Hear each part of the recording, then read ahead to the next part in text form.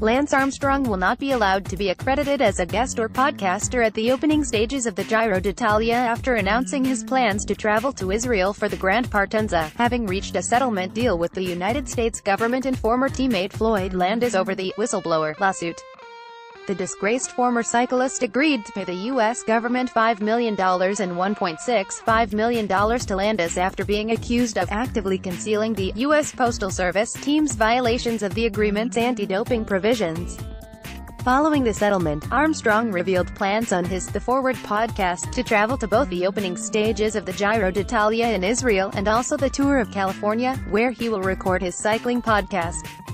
But Cycling News have revealed that Armstrong will have any accreditation request rejected due to his lifetime ban from cycling for doping, which saw him stripped of all 7 Tour de France titles in what remains the biggest scandal ever seen in cycling.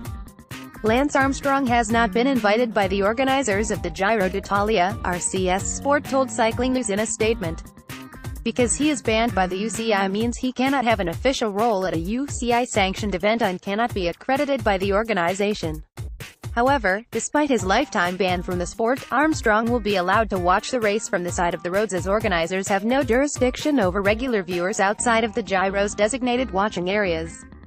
The statement added, anyone can watch a race from the roadside outside of the official areas. The direction of the Giro d'Italia has no comment about Armstrong, past or present in cycling. Armstrong was expected to spend the majority of next month in a Washington, D.C. courtroom as part of the lawsuit, with 50 witnesses due to provide information about his doping activities before and after he was diagnosed with cancer.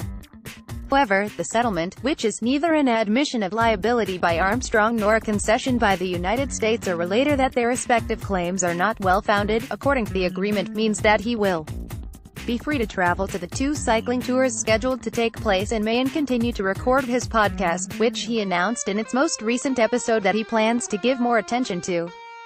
Armstrong will have any accreditation or guest request blocked by the Giro's organizers. Getty, the chance to go to a place like Israel to cover an iconic event like the Tour of Italy is insane, Armstrong said. The lifetime ban given to Armstrong by the United States anti-doping agency, USADA, which has been confirmed by the Union Cyclist International, UCI, means that the Texan is not allowed to work for either tour in any official capacity.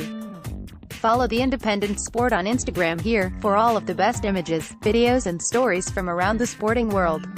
More about Lance Armstrong Giro d'Italia. U.S. government Floyd Landis reused content.